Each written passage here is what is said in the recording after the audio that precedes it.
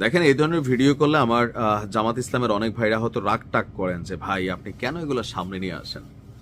আমি বরাবরই বলি 1971-এর পরে জামাতকে নিয়ে সব দল রাজনীতি করছে, সবাই এই রাজনৈতিক দলটার পজিটিভ ফায়দা ব্যবহার করছে। আওয়ামী লীগ বলেন, বিএনপি বলেন, জাতীয় পার্টি বলেন, সবাই কিন্তু করছে, কিন্তু দিন শেষে জামাত তেমন কিছু পায় নাই।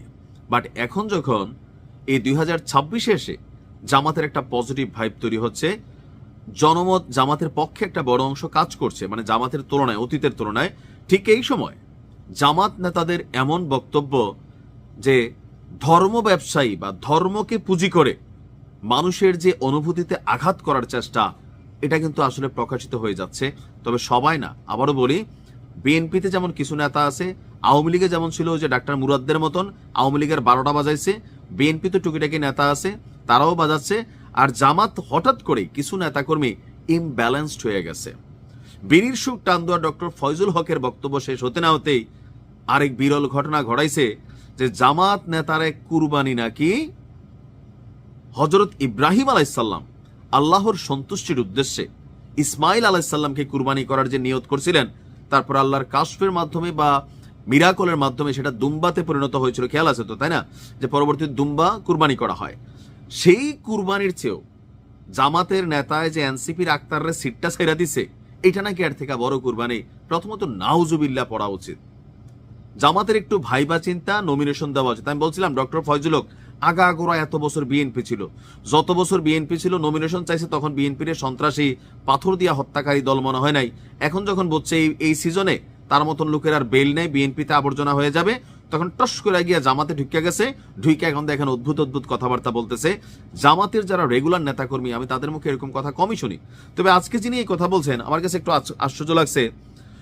আপনার রংপুর মহানগর জামাত ইসলামের আমির এবং কাউনিয়া পীরগাছা আসনের প্রাথমিক মনোনীত প্রার্থী এটিএম আজম খান বলছেন, হযরত ইব্রাহিম আলাইসাল্লামের কুরবানির সঙ্গে রাজনৈতিক কুরবানিকে তিনি তুলনা করে ফেলেছেন। আর এ নিয়ে ব্যাপক সমালোচনা হচ্ছে।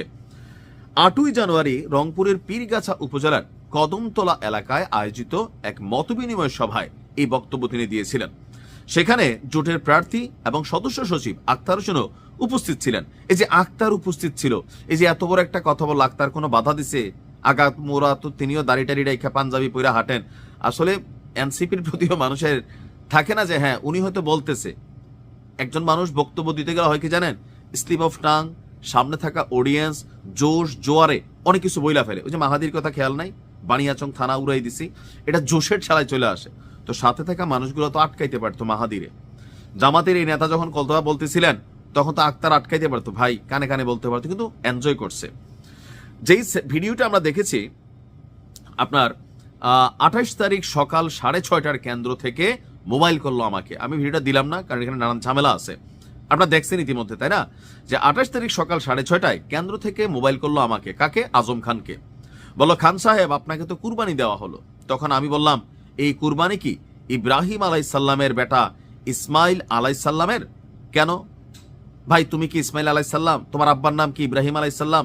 এটা তো জাতির পিতা, মুসলিম জাতির পিতা। এখন উনার তো আর মানে কি বলতাম, ভাষাগত দিক খালি একটু শালীন করলাম। তখন ওই প্রান্ত থেকে নাকি বলছে এর চেয়েও বড়। তো তিনি বলছেন, আমি বললাম এর ব্যাখ্যাটা বললে ভালো হইতো। তখন বলা হইল, ইব্রাহিম আলাইসাল্লাম আল্লাহর সন্তুষ্টির জন্য ইসমাইল আলাইসাল্লামকে কুরবানি করতে দিয়েছিলেন।